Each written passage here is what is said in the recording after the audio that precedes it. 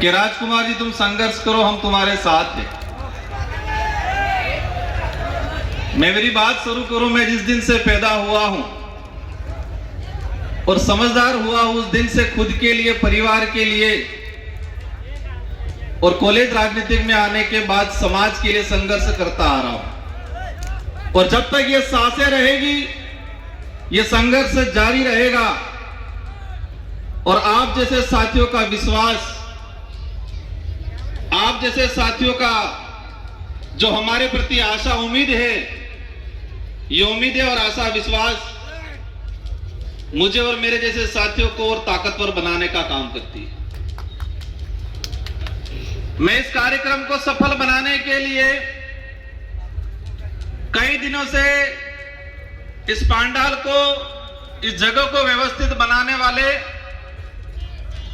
और इस पांडाल में बैठने की व्यवस्था करने वाले वॉलंटियर साथी, गाड़ियों की पार्किंग की व्यवस्था करने वाले वॉलंटियर साथी, इस आयोजन को दिल से सच्ची नीति के साथ सफल बनाने वाले सभी साथियों को धन्यवाद देना चाहूं।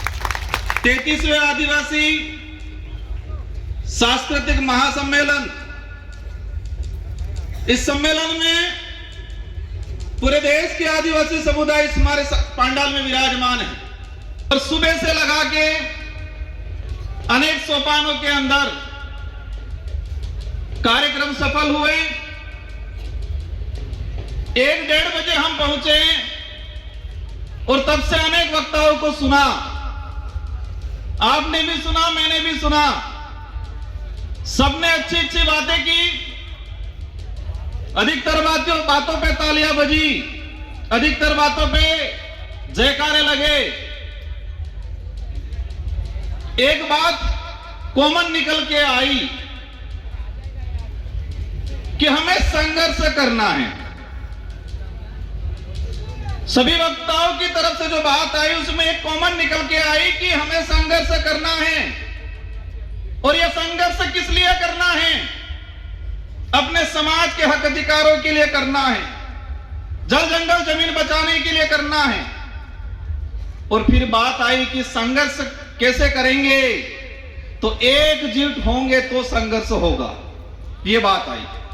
फिर नारे लगे, एक तीर एक कमान, आदिवासी एक समान।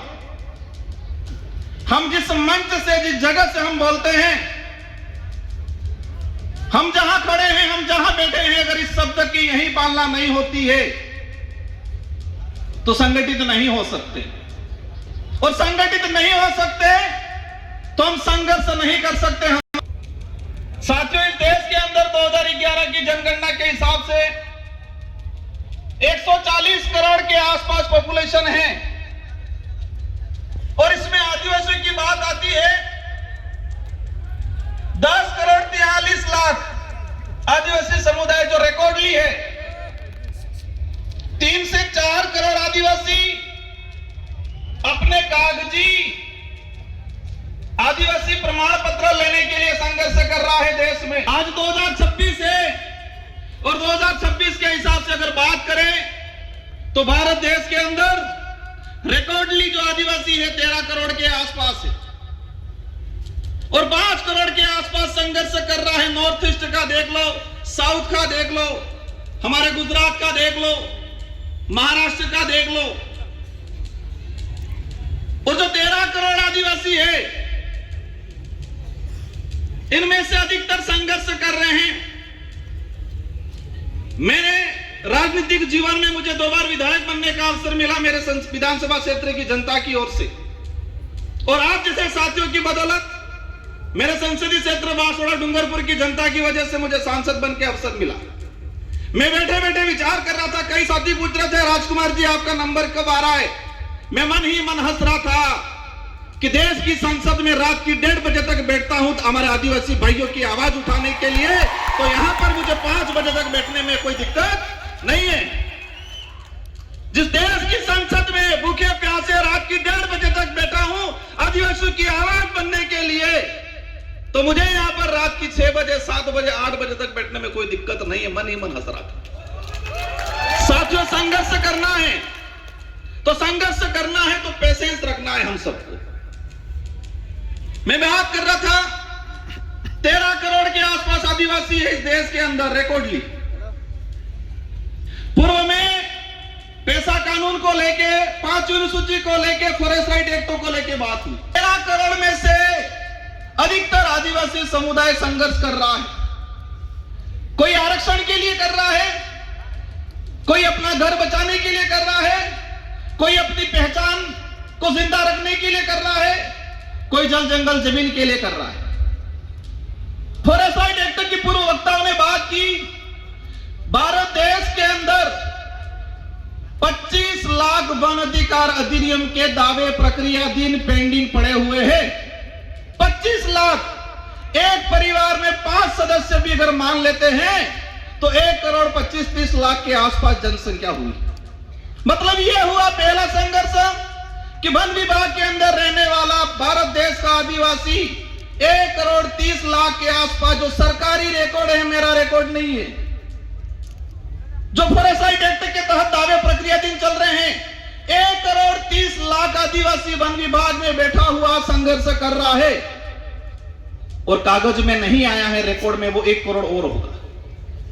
देश के अंदर वन विभाग के बाद चारागाह बिलाना जमीन की बात आती है और चारागाह बिलाना जमीन की बात आती है। मैंने जो पार्लियामेंटली जो रिकॉर्ड निकाला है उससे मुझे जानकारी मिली है कि 2.5 से 3 करोड़ आदिवासी चारागाह बिलाना जमीन पे बैठा हुआ है और आज संघर्ष कर रहा है कागजी अधिकार लेने के लिए। साथियों, एक बात की बात समझना पड़ेगा, हम अधिकार की बात कर रहे हैं। इस जमीन पे हमारा पुरखाई अधिकार है, हम कहते हैं इस देश के मूल मालिक हैं, लेकिन कागजी अधिकार के लिए संघर्ष कर रहे हैं। कौन सा अधिकार चाहिए? कागजी अधिकार। उस जमीन पे आजादी से पहले हमारे बाप दादा बैठे हैं, उन्होंने कुआं खोदा है, मकान बनाया है, लेकिन उसके पास कागज नहीं है। अब यह समझना पड़ेगा कागज कब जाएगा उस परिवार में, उस समाज में। जब एजुकेशन जाएगा, स्कूल जाएगी, पढ़ा लिखा होगा तो कागज जाएगा। जिस समाज में एजुकेशन ही नहीं गया, आज पहली पीढ़ी एजुकेशन प्राप्त कर रही है और उनसे कहा जाता है कि अधिकार हो तो कागज दो। हम प्रयास करेंगे। देश के अंदर अनेक शोध संस्थाएं हैं, इसरो है, बड़े बड़े सैटेलाइट लगे हुए हैं, तो उन सैटेलाइटों से पता क्यों नहीं लग रहा है कि आदिवासी कब से बैठा हुआ है उस धरती पे, उससे कागज क्यों मांगा जा रहा है? यह आदिवासियों को गुमराह करने का तरीका है, बिजी रखने का तरीका है। सैटेलाइटों से छोटी छोटी चीजें कवर हो रही है और उस पर भी मैंने जाने का काम किया, लेकिन ये सैटेलाइट और ये सरकार, हमारे पूर्व जनजाति आयोग के अध्यक्ष जी ने कहा कि 2005 से पहला बैठा हुआ हर आदिवासी को पट्टा मिलना चाहिए, लेकिन सरकार क्या कह रही है? सैटेलाइट से देखेंगे, जिसका मकान है उसको देंगे। और हमारा मकान क्या छत वाला रहता है कि झोपड़ी वाला रहता है? ये सैटेलाइट, ये सरकारें झोपड़ी वाला जो मकान है, हमारा केलूपोस मकान है, जो हमारा कुआं है, उसको मकान नहीं मान रही है। जो 4 दीवारी बनी हुई है, जिसकी छत लगी हुई है, उसी को वो मकान मान रहे हैं। अगर इस स्थिति में हमारे अध्यक्ष जी अगर कह के जाते हैं क्या हमें मिलेगा पट्टा? आज देश के अंदर जो स्थिति, इसके अलावा क्या बटे? इनसे ज्यादा तो लड़ रहे धर्मों में, पार्टियों में। कोई हिंदू बन गया, कोई ईसाई बन गया, कोई बौद्ध बन गया, कोई जैन बन गया, कोई मुस्लिम बन गया। पूर्व वक्ता ने कहा था कि आपस में ही लड़ रहे हैं, और मेरा जहां तक आकलन है, अगर हम नहीं समझे तो ये लड़ाई और तेज होने वाली है। जिस तरह मणिपुर में हुआ, इसी तरह छत्तीसगढ़ में हो रहा। हमने देखी देश के अंदर छोटी सी कुछ घटना हो जाती है, हाहाकार मच जाता है, मीडिया हो, सरकार हो, न्यायालय हो, कोर्ट हो, संज्ञान ले लेती है। लेकिन आज भारत देश के अंदर पिछले 1.5 साल में 300 से 400 आदिवासी नक्सलाइट के नाम से मारे गए। इस पे किसी ने संज्ञान क्यों नहीं लिया? इसमें यहां पर भी बात नहीं हो रही है। हम कह रहे हैं एक तीर एक कमान, तो क्या छत्तीसगढ़, झारखंड, उड़ीसा वाले आदिवासी एक तीर एक कमान के अंदर नहीं आते? सलमा जूडो चला 2005 से 2008 तक छत्तीसगढ़, झारखंड के अंदर। मैंने पार्लियामेंट में क्वेश्चन लगाया, सरकार को पूछा कि सलमा जुड़ो चला अभियान, कितने आदिवासी मरे? सरकार कह रही है हमारे पास कोई फेक का आंकड़ा नहीं है। इंसान मरा है, भारत देश का नागरिक मरा है, और सरकार कह रही है कि हमारे पास पूर्ण कोई आंकड़ा नहीं है। हजारों बहन बेटियों के साथ बलात्कार हुए थे सलमा जुड़ो में। उस समय भी अभियान यही चला था, नक्सली उन्मूलन। आज भी अभियान चलाया जा रहा है नक्सली उन्मूलन। अगर नक्सली उन्मूलन होना था 2005 से 8 तक सलमा जुड़ो चला, तब क्यों नहीं हुआ? आज अभी चला रहा है। मैंने देश के गृह मंत्री जी से भी यह सवाल लगाया, पूछा है कि जिस आदिवासी 14 साल की बच्ची को हाथ में हथियार मिला है, क्या वो पैदा होने से पहले ही हथियार लेके आई थी? क्या वो 14 साल 15 साल की बच्ची, वो चाइना के हथियार हैं। आप सभी न्यूज चैनल में देख रहे होंगे, जो हथियार आदिवासियों से बराबर हो रहा है, क्या वो आदिवासी चाइना जाके हथियार लेने गया? उन आदिवासियों को हथियार पकड़ाने वाले कौन उद्योगपति है, कौन राजनेता है? जब तक इनका खुलासा नहीं होगा, आदिवासी इधर भी रहेगा, फौज में भी आदिवासी, उधर भी आदिवासी। मर कौन रहा है? आदिवासी बन रहा है। आदिवासी नहीं होती देश का किसान कौम का, गरीब कौम का आदमी मर रहा है, वो भी फौज में कौन जाएगा? क्या उद्योगपति अडानी अंबानी का नेता बेटा जाएगा फौज में? आज देश के अंदर हजारों हेक्टर, लाखों हेक्टर जमीन पिछले 5 सालों के अंदर लीज पे दिए फॉरेस्ट। एक चीज देखा, मेरे अंदर भी पहले डर था, जो कोई कार्यक्रम कराते हैं उनको भी डर रहता है कि कोई कुछ बोल नहीं दे, पीछे हमारे को पुलिस पूछेगी। डर से लड़ाई नहीं लड़ी जाएगी। डरोगे तो मरोगे। हम सच्चाई के लिए लड़ रहे हैं तो लड़ना पड़ेगा। अगर हम जो बात बोल रहे हैं सरकार लिख के दे दे ये गलत है, जो बात हम पार्लियामेंट में बोल सकते हैं वो बात इस मंचों से भी होनी चाहिए आप लोगों के द्वारा कि चलेगा। मैंने यह भी कहा था कि मुझे नहीं बोलना, मैं सुनना चाहता हूं। साथियों, मैंने पिछले सम्मेलन आयोजन कमेटी का सम्मान करता हूं सभी का। मैंने पिछली बार में कहा था कि हम जो हर साल आयोजन करते हैं, जितने जो वक्ता अपनी बात रखते हैं, एक मेमोरेंडम बनाए, प्रस्ताव बनाए, और वही डेलीगेशन राष्ट्रपति से मिले, प्रधानमंत्री से मिले, सारे राज्यों के मुख्यमंत्री से मिले। ये करना पड़ेगा। बाकी हम सांसद बन जाएंगे, विधायक बन जाएंगे, इनमें से बैठे फिर जो जिनके मंशा है वो बन जाएंगे, होना कुछ नहीं है। देश के अंदर 47 आदिवासी सांसद आते हैं। मेसा कानून 2.5 से 3 करोड़ आदिवासी नगर निकाय, नगर पालिका क्षेत्र के अंदर आज अतिक्रमणकारी के रूप में इसकी पहचान की जा रही है। 2.5 से 3 करोड़ आदिवासी म्युनिसिपल एक्ट शेड्यूल्ड एरिया के अंदर स्पष्ट कहा गया है, और इसका मैंने पार्लियामेंट में 2001 से। साथियों, एक बात सा जानना आज कि देश की संसद को भी देखा है, राजस्थान की विधानसभा को भी देखा है, लेकिन हर कानून आता है जिस बजट सत्र में आता है उसी बजट सत्र में पास हो जाता है, लेकिन आदिवासियों के कानून 20-20 साल हो गए, 25-25 साल हो गए संसद में आने के बावजूद भी रुके हुए। मेसा कानून 2000 में आया, 2003 में इसकी कमेटी की रिपोर्ट आ गई, और आज तक पेंडिंग पड़ा हुआ है, क्योंकि वो आदिवासी के हित का था। मेसा कानून आता तो शहरीकरण के इलाके में जो आदिवासी रह रहा है उसको विशेष राइट मिलते, उसकी जमीन रिजर्व हो जाती। मैं समझता हूं समय काफी हो गया है। इस कार्यक्रम में हजारों किलोमीटर से दूर से आए लोग, कोई 300-400 किलोमीटर से दूर से आए, कोई अमीर परिवार वाला नहीं आया इस पंडाल में, सभी गरीब परिवार से आए हुए लोग हैं। क्योंकि अमीर तो आरक्षण ले लिया, नेता बन गया, अधिकारी बन गया, अपनी मस्ती में आधुनिक सुख सुविधाओं को संभोग करने में मस्त है। सारे ऐसे नहीं होंगे, 10% हैं हमारे बीच में अधिकारी कर्मचारी आए हुए, इनका सम्मान करता हूं मैं, लेकिन अधिकतर रिजर्वेशन का लाभ लेके हुए घर पे बैठे हुए। इस पंडाल में मजदूरी करने वाला भाई आया हुआ है, और ये बात भी समझना भाइयों, आजादी की लड़ाई देख लो, से लड़े हो, राजा रजवाड़े से लड़े हो, उनसे लड़ाई किसने लड़ी है? आदिवासी ने लड़ी है। और आदिवासी में भी किसने लड़ी है? जो गरीब था उसी ने लड़ी है भाइयों। बिरसा मुंडा को हम याद करते हैं, वो गरीब परिवार से थे। संविधान सभा में जयपाल सिंह मुंडा ने बात रखी थी, और एक बात सबको जानना पड़ेगा कि संविधान सभा में अगर जयपाल सिंह मुंडा नहीं होते, 1875 का जो अधिनियम है, जो हमारे प्रावधान थे, जो 1950 के संविधान के अंदर सम्मिलित नहीं होते, वो जयपाल सिंह मुंडा को आज हम भूलते जा रहे हैं। साथियों, बातें अनेक हैं, लेकिन मेरी 2 से 3 बातें आपसे अपील है। अधिकतर सरकार पे भरोसे मत रहिए, सरकार को मजबूर करिए कि वो हमारे भरोसे रहे। हम सरकार के भरोसे नहीं, सरकार समय आने पर लोकतांत्रिक जो व्यवस्था है उस दौरान हमारे भरोसे बैठे, ये तय करना है। वो कैसे करना है आप समझ जाओ।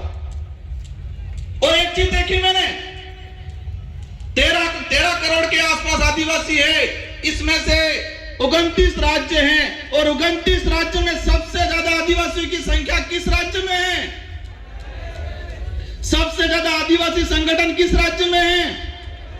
सबसे ज्यादा आदिवासी ST reserve MLA seat MP seat किस राज्य में है?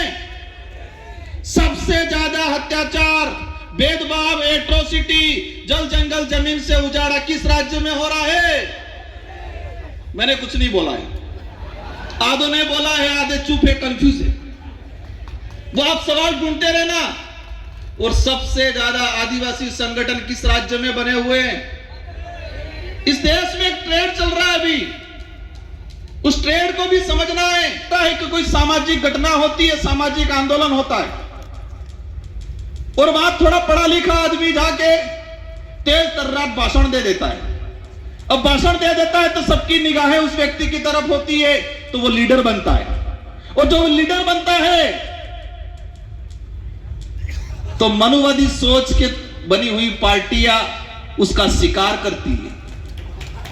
क्या करती है? शिकार करती है। पहले भावतोल करती है, और भावतोल में नहीं जमता है तो वो शिकार करती है। ये हो रहा है। मैं किस राज्य में, किस देश में, किस समाज में हो रहा नहीं, लेकिन यही ट्रेड चल रहा है कि कहीं सामाजिक एक्टिविटीज हुआ, कहीं एट्रोसिटी हुआ, कहीं जल जंगल जमीन की बात हुई, 50-100-500 लोग इकट्ठे हुए, 1-2 नेता जाएंगे, वह भाषण देंगे जोरदार, उनकी वैल्यू बढ़ेगी, और राष्ट्रीय पार्टियां बनी बनाई लीडर को खरीदने का काम करती है। अगर वो नहीं खरीदा जाएगा तो वो जेल की सलाखों के पीछे होगा। अब आपको तय करना है, ये बड़ी विडंबना है। कहोगे राजकुमार रोज तो कह रहा है ऐसा करना भी है, और फिर कह रहे कि ऐसा नहीं भी करना है। ये कंफ्यूजन है, ये बड़ी विडंबना है कि हमें सही व्यक्ति को, सही विचारधारा को कैसे चॉइस करना, ये आप पे छोड़ के जाना चाह रहा हूं। हमें विवेकशील बनना है, सोचने समझने की शक्ति डेवलप करनी है। यह बात जरूर है कि आदिवासी समुदाय भोला है, लेकिन इस समुदाय को कुछ लोग इस भोलेपन का फायदा उठाते हैं। और अंतिम में एक बात कहना चाहूंगा कि मेरे लिए तब सुनोगे आप, मेरा साथ तब दोगे, मैं सही नीति पे चलूंगा, सही बात के लिए लड़ूंगा, मेरी कथनी और करनी में अंतर आएगा, उस दिन राजकुमार रोध की भी नहीं सुनी जाएगी। देश के अनेक संगठन हैं, आदिवासी एकता परिषद पे पूरे देश के आदिवासियों की निगाहें हैं। इस पंडाल में लाखों लोग हैं, लेकिन करोड़ों लोग यूट्यूब के माध्यम से घर बैठे हुए आदिवासी एकता परिषद के कार्यक्रम को आज देख रहे हैं। वो हमारा अध्ययन कर रहे हैं। मेरा अनुरोध है, इस छवि को बरकरार रखना, यह कारवां बढ़ना चाहिए। हमें स्वच्छ सही नीति से इस संगठन को चलाना है। मैं एक आदिवासी समुदाय का एक मामूली आदमी होने के नाते मेरा हमेशा सहयोग रहेगा।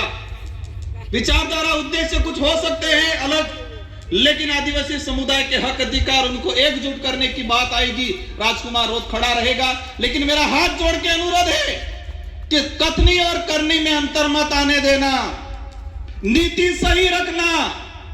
अगर नीति में मेरी और कथनी करनी में, मेरा उदाहरण ले लेता हूं, फर्क आ गया, समाज आज कारवा है, लेकिन नीति और करनी और कथनी में अंतर आ गया, पीछे कोई नहीं मिलेगा कुछ समय बाद। इस बात को ध्यान रखना सभी। समाज को जरूरत है, समाज हर बार ठगा गया है, हर व्यक्ति से ठगा गया है, हर संगठन से ठगा गया है। हम प्रयास करते हैं, हम सबको मिलकर प्रयास करना है, क्योंकि एक बार कोई लीडर बनता है और वो कोई गड़बड़ कर देता है, समाज ठगा हुआ महसूस करता है।